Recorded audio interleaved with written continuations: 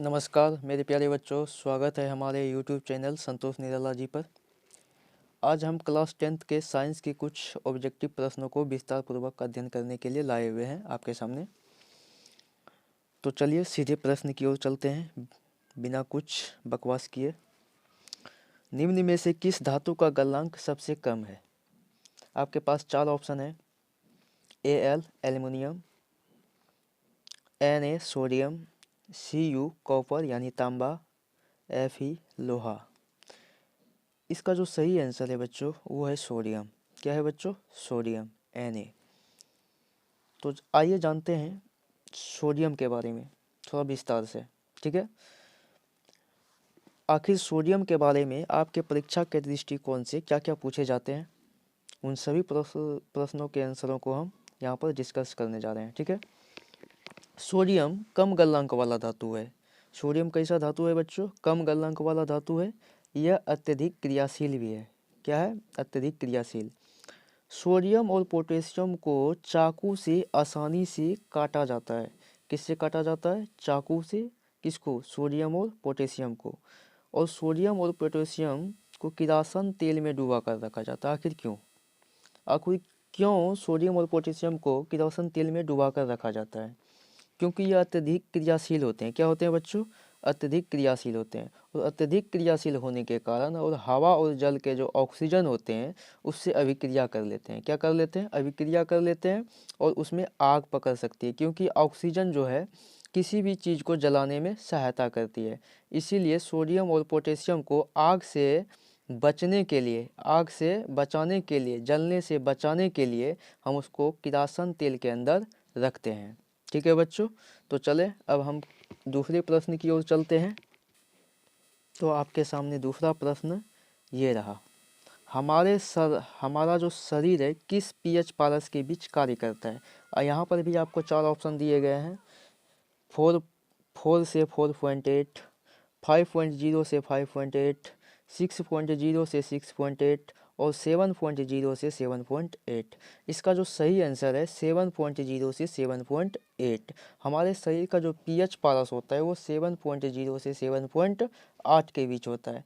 तो आइए सबसे पहले जानते हैं पीएच क्या होता है, ठीक है। तो पीएच का फुल फॉर्म होता है पावर ऑफ हाइड्रोजन। क्या होता है बच्चों?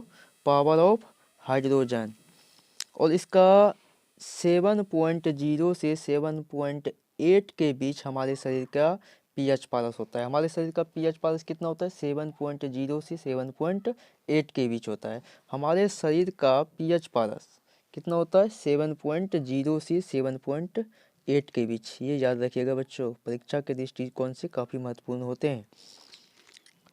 तो आइए जानते हैं पीएच का खोज किसने किया था। पीएच का खोज सोरेनसन नामक वैज्ञानिक ने किया था। किसने किया था? सोरेनसन नामक वैज्ञानिक ने किया था और बताया था जिस पदार्थ का पीएच मान 7 से कम होगा, जिस पदार्थ का पीएच मान 7 से कम होगा उसका प्रकृति अम्लीय होगा। कैसा होगा बच्चों? अम्लीय होगा। और जिस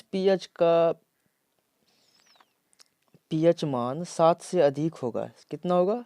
जिस पदार्थ का पीएच मान 7 से अधिक होगा वह क्षारीय प्रकृति का पदार्थ होगा। किस प्रकार का? क्षारीय प्रकृति का पदार्थ होगा।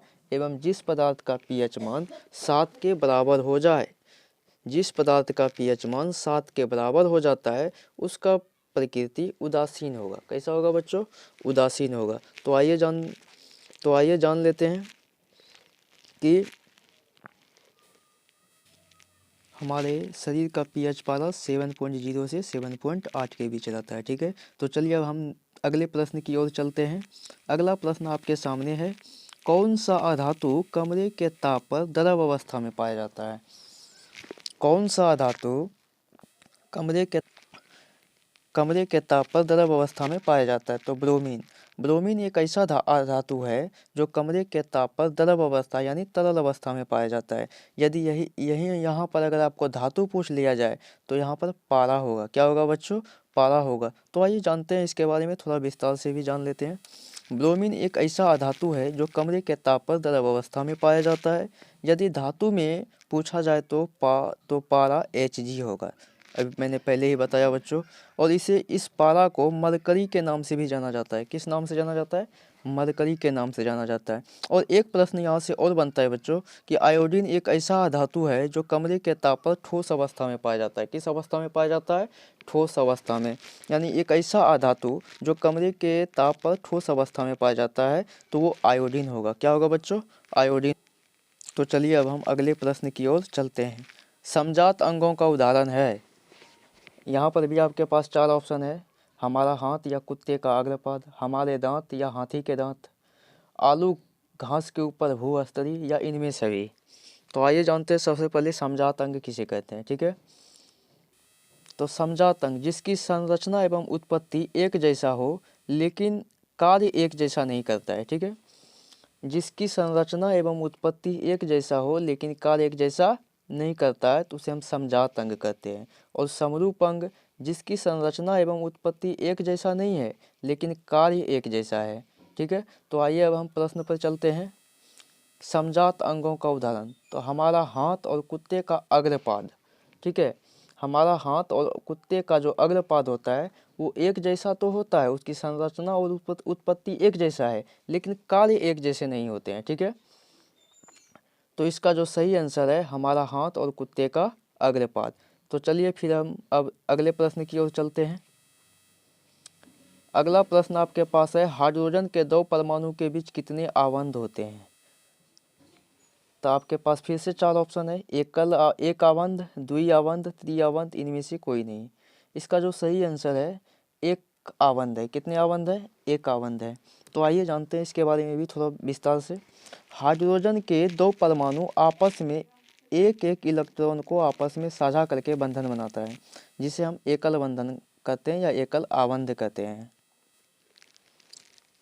तो बच्चों समझ गए होंगे, हाइड्रोजन के 2 परमाणु आपस में एक एक इलेक्ट्रॉन को साझा करके जब बंधन बनाता है तो उसे हम एकल आबंध कहते हैं या एकल बंधन कहते हैं। ठीक है, तो आपको बच्चों समझ में नहीं आया होगा ये आबंध क्या चीज़ है। तो आइए आबंध को बारे में भी थोड़ा सा जान लेते हैं। आबंध जब 2 तत्वों को आपस में इलेक्ट्रॉन को साझा करके जोड़ा जाता है। ठीक है, जब 2 तत्वों को आपस में इलेक्ट्रॉन का साझा करके जोड़ा जाता है, जिसे हम क्या कहते हैं? आबंध कहते हैं। और ये जो आबंध होते हैं यानी रासायनिक बंधन, ये 3 भागों में बांटा गया है। कितने भागों में बांटा गया बच्चों? 3 भागों में बांटा गया है। तो सबसे पहले है वैद्युत संयोजक बंधन, दूसरा है सहसंयोजक बंधन और तीसरा है उप सहसंयोजक बंधन। उम्मीद करते हैं कि आपको समझ में आ गया होगा। तो चलिए अब अगले प्रश्न की ओर चलते हैं। अगला प्रश्न है अमीबा के बारे में। अमीबा में अधिकांश पोषण कैसा होता है? आपके पास यहाँ पर भी 4 ऑप्शन दिए गए हैं। शाकाहारी, अंतर्ग्रहण, सर्वाहारी, स्वपोषी। इसका जो सही आंसर है स्वपोषी है। और अमीबा कैसा जीव है, यहाँ से कैसे कैसे प्रश्न एग्जाम में पूछे जाते हैं, उन सभी प्रश्न उत्तरों के बारे में हम अभी यहाँ पर विस्तार से अध्ययन करेंगे। ठीक है, अमीबा जो होता है एक कोशिका वाला जीव होता है। कैसा होता है बच्चों? एक कोशिका वाला जीव होता है। यह अपना भोजन खुद तैयार करता है, इसलिए इसमें स्वपोषी पोषण पाया जाता है। कौन सा पोषण? स्वपोषी पोषण। आपको जानना होगा कि पोषण 2 प्रकार के होते हैं। कितने प्रकार के? 2 प्रकार के, एक स्वपोषी और दूसरा विषम पोषी यानी परपोषी। तो अमीबा यहाँ पर एक कोशिकीय जीव है और यह अपना भोजन खुद तैयार कर लेता है, इसलिए इसमें स्वपोषी पोषण पाया जाता है। और इसके शरीर का जो कोई निश्चित आकार ही नहीं होता। अमीबा क्या होता है? तो अमीबा के शरीर का कोई निश्चित आकार नहीं होता है। और यह भोजन कैसे ग्रहण करता है ये भी देख लेते हैं। भोजन जब इसके नज़दीक आता है तब यह भोजन को चारों तरफ से क्या कर लेता है? घेर लेता है। किसकी सहायता से? कुटपाद की सहायता से। ठीक है बच्चों, भोजन जब इसके शरीर के नज़दीक आ जाता है तब यह क्या करता है? भोजन को चारों तरफ से कुटपाद की सहायता से घेर लेता है और भोजन रसधानी का निर्माण करता है। किसका निर्माण करता है बच्चों? भोजन रसधानी का निर्माण करता है। ठीक है, और इसके बाद इसका जो है भोजन तैयार हो जाता है। तो आपको समझ में आ गया होगा कि अमीबा क्या है। अमीबा एक कोशिकीय जीव है। यह अपना भोजन खुद तैयार कर लेता है, इसलिए इसमें स्वपोषी पोषण पाया जाता है। इसके शरीर का कोई निश्चित आकार नहीं होता है। भोजन जब इसके नज़दीक आता है तब यह भोजन को चारों तरफ से घेर कर भोजन राजधानी का निर्माण कर लेता है। इसके बाद इसका भोजन खुद तैयार हो जाता है। ठीक है, तो आइए अब हम अगले प्रश्न की ओर चलते हैं। नवीकरणीय ऊर्जा का स्रोत है, तो कौन सा नवीकरणीय ऊर्जा का स्रोत है? आपके पास 4 ऑप्शन है, प्राकृतिक गैस, कोयला, लकड़ी, पेट्रोलियम।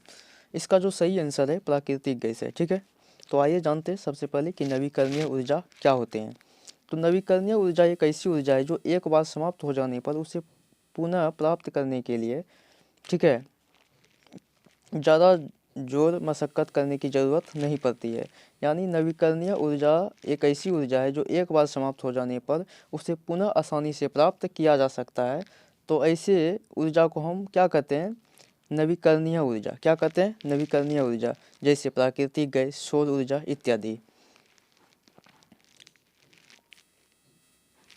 नवीकरणीय ऊर्जा को जानने के बाद आइए जान लेते हैं अनवीकरणीय ऊर्जा क्या है। एक ऐसा ऊर्जा, ठीक है, एक ऐसा ऊर्जा जो एक बार समाप्त हो जाने के बाद उसे पुनः प्राप्त करने में लाखों करोड़ों वर्ष लग जाते हैं। कितने वर्ष? लाखों करोड़ों वर्ष लग जाते हैं। जैसे डीजल हो गया, कोयला हो गया, पेट्रोलियम हो गया, ये सभी जीवाश्म ईंधन है। कैसे ईंधन है? जीवाश्म ईंधन है। ठीक है बच्चों, अनवीकरणीय एक ऐसी ऊर्जा है जो एक बार समाप्त हो जाने के बाद उसे पुनः प्राप्त करने में लाखों करोड़ों वर्ष लग जाते हैं, इसलिए इसे अनवीकरणीय ऊर्जा कहा जाता है। उदाहरण के तौर पर डीजल, कोयला, पेट्रोलियम इत्यादि को हम ले सकते हैं।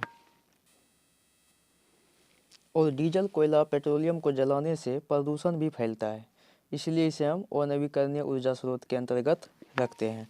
तो चलिए आइए हम अब अगले प्रश्न की ओर चलते हैं। अम्लीय ऑक्साइड का पीएच मान क्या होता है? अम्लीय ऑक्साइड का पीएच मान क्या होगा? तो आपके पास ऑप्शन है 4 है, 7 है, 12 है, 8 है। इसका जो सही आंसर होगा ना बच्चों वो 4 होगा, क्योंकि अम्लीय ऑक्साइड का पीएच मान जो होता है वो 7 से कम होता है, इसलिए इसका जो उत्तर यहाँ होंगे 4 होंगे। क्योंकि इन चारों ऑप्शन में आपका 1 नंबर ऑप्शन जो कि 4 दिया गया है वो 7 से कम है, इसलिए इसका जो सही आंसर होगा वो 4 होगा। तो आइए जान लेते हैं कुछ पदार्थों के पीएच मान जो आपके परीक्षा के दृष्टिकोण से काफ़ी महत्वपूर्ण होते हैं। ठीक है, सबसे पहला है आपके पास नींबू का पीएच मान कितना होता है? तो नींबू का पीएच मान 2.4 होता है। कितना होता है बच्चों? 2.4। ये आप एक कॉपी कलम लेके बैठिएगा और उसको नोट कर लीजिएगा। नींबू का पीएच मान 2.4। शुद्ध जल का पीएच मान कितना होता है? 7 होता है। ठीक है, और रक्त का पीएच मान 7.4 होता है, और दूध का पीएच मान 6.5। अम्ल वर्षा का पीएच मान 5.6 से कम। कभी कभी आपको प्रश्न ये भी पूछ लिया जाता है कि अम्ल वर्षा किसे कहते हैं, तो आप यहाँ से भी प्रश्न का सही आंसर दे सकते हैं। जब बारिश का पीएच मान, ठीक है, जब बारिश के जल का पीएच मान 5.6 से कम हो जाता है तो उसे हम अम्ल वर्षा कहते हैं। क्या कहते हैं? अम्ल वर्षा कहते हैं। ठीक है बच्चों, तो चलिए देखते हैं आगे कौन सा प्रश्न है। आगे आपके पास प्रश्न है लैंगिक जनन संचालित रोग, यानी जनन से संबंधित कौन सी रोग है? तो चेचक या पीलिया या एड्स या प्लेग। इसका जो सही आंसर है एड्स है, जो जनन संचालित रोग है। क्या है? जनन, लैंगिक जनन संचालित रोग है। तो आइए जानते हैं जनन कितने प्रकार के होते हैं। तो जनन 2 प्रकार के होते हैं। पहला जो होता है लैंगिक जनन, दूसरा अलैंगिक जनन। तो आइए जानते हैं लैंगिक जनन क्या है। जिस जनन में लिंग भाग लेता है, जिस जनन में लिंग भाग लेता है उसे हम लैंगिक जनन कहते हैं, और जिस जनन में लिंग भाग नहीं लेता है उसे हम अलैंगिक जनन कहते हैं। ठीक है बच्चों, तो जनन के बारे में आपने समझ लिया। तो लैंगिक जनन संचालित रोग कौन सा है? एड्स। यह बहुत ही खतरनाक बीमारी होता है बच्चों, इसलिए इससे बचना चाहिए। सबसे अच्छा ईंधन कौन सा है? आपके पास ऑप्शन है लकड़ी, एलपीजी, कोयला, सभी। तो इसका जो सही आंसर है एलपीजी। इसका पूरा नाम है लिक्विड पेट्रोलियम गैस, द्रवीभूत पेट्रोलियम गैस, और इसे अच्छा ईंधन के रूप में माना जाता है। क्यों? क्योंकि इसके भी कई कारण हैं। अच्छा ईंधन हम उसे कहते हैं जिसके जलने से प्रदूषण नहीं फैलता है। ठीक है, जिसके जलने से प्रदूषण नहीं फैलता है, जिसका भंडारण और रखरखाव करने में आसानी हो, और जो हर जगह उपलब्ध हो, यानी जो सभी जगह आसानी से उपलब्ध मिल जाता हो, और जो सस्ता और सुलभ हो। ठीक है, इसीलिए एलपीजी जो है रखरखाव करने में भी कोई दिक्कत नहीं होता है, इसको जलाने से प्रदूषण भी नहीं फैलता है, इसलिए एलपीजी को एक अच्छा ईंधन माना गया है। तो बच्चों यहाँ पर आपको सबसे पहले एलपीजी का उपयोग करना चाहिए। किसका उपयोग करना चाहिए? लेकिन हमारे गांव घरों में जो होते हैं वो चूल्हों पर खाना बनाया जाता है, जिससे लकड़ी, कोयला इत्यादि का उपयोग किया जाता है, जिससे हमारे वातावरण पर काफ़ी गहरा प्रभाव पड़ता है और प्रदूषण फैलता है। इससे हमें बचना चाहिए। ठीक है। सबसे अच्छा ईंधन कौन सा है? तो एलपीजी है। लेकिन क्या करें, सरकार ने अब इसको भी महंगा कर दिया है।